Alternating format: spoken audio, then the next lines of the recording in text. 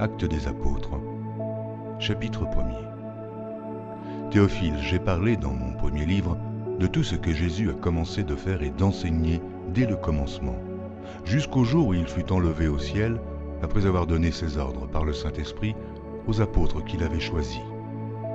Après qu'il eut souffert, il leur apparut vivant, et leur en donna plusieurs preuves, se montrant à eux pendant 40 jours, et parlant des choses qui concernent le royaume de Dieu.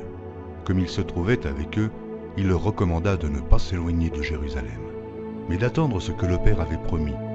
Ce que je vous ai annoncé, leur dit-il. Car Jean a baptisé d'eau, mais vous, dans peu de jours, vous serez baptisés du Saint-Esprit. Alors les apôtres réunis lui demandèrent, « Seigneur, est-ce en ce temps que tu rétabliras le royaume d'Israël ?»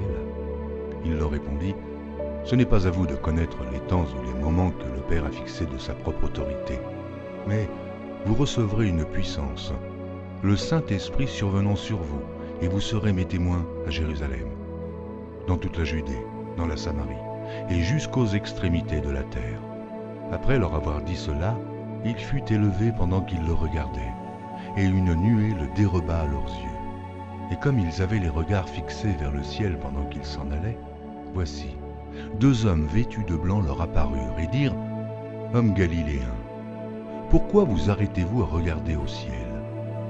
Ce Jésus qui a été enlevé au ciel du milieu de vous viendra de la même manière que vous l'avez vu allant au ciel. » Alors ils retournèrent à Jérusalem, de la montagne appelée des Oliviers, qui est près de Jérusalem, à la distance d'un chemin de Shabbat. Quand ils furent arrivés, ils montèrent dans la chambre haute, où ils se tenaient d'ordinaire. C'étaient Pierre, Jacques, Jean, André, Philippe, Thomas, Barthélemy, Matthieu, Jacques, fils d'Alphée, Simon le Zélote et Jude, fils de Jacques. Tous d'un commun accord persévéraient dans la prière, avec les femmes et Marie, mère de Jésus, et avec les frères de Jésus. En ces jours-là, Pierre se leva au milieu des frères. Le nombre des personnes réunies était d'environ 120, et il dit, « Hommes frères, il fallait que s'accomplisse ce que le Saint-Esprit dans l'Écriture a annoncé d'avance par la bouche de David, au sujet de Judas, qui a été le guide de ceux qui ont saisi Jésus. Il était compté parmi nous, et il avait part au même ministère. Cet homme, ayant acquis un champ avec le salaire du crime, est tombé, s'est rompu par le milieu du corps, et toutes ses entrailles se sont répandues. La chose a été si connue de tous les habitants de Jérusalem que ce champ a été appelé, dans leur langue, Akeldama, c'est-à-dire champ du sang. Or il est écrit dans le livre des psaumes que sa demeure devienne déserte, et que personne ne l'habite, et qu'un autre prenne sa charge.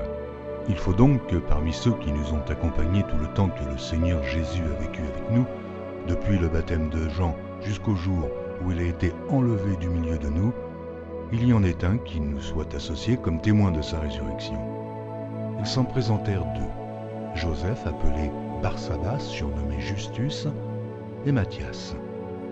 Puis ils firent cette prière, « Seigneur, toi qui connais les cœurs de tous, désigne lequel de ces 2 tu as choisi, afin qu'ils aient part à ce ministère et à cet apostolat que Judas a abandonné pour aller en son lieu. » Ils tirèrent au sort, et le sort tomba sur Matthias, qui fut associé aux 11 apôtres.